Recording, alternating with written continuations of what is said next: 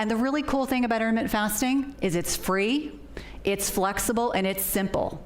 You take nothing else away. Free, flexible, simple. So let's talk about intermittent fasting. It is the absence of food during a prescribed time period. You exist either in a fed or a fasted state. I'm sure for many of you, you had breakfast this morning.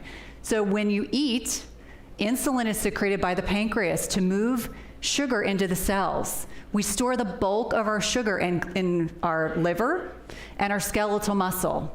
But when we exceed those storage sites, we store it as fat. When we're fasted, insulin levels are low, and we can tap into fat stores for energy.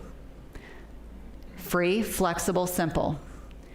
And so when we're talking about intermittent fasting, it's fairly simple. If you skip breakfast in the morning, you can reduce your caloric intake by 20 to 40%.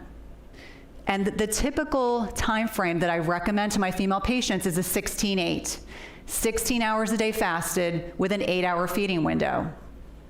I know that seems a little overwhelming at first, but I'll give you some strategies for how you go about doing that. So the 20 to 40% reduction in calories means that you can fuel fat loss. So what are some of the benefits other than fat loss?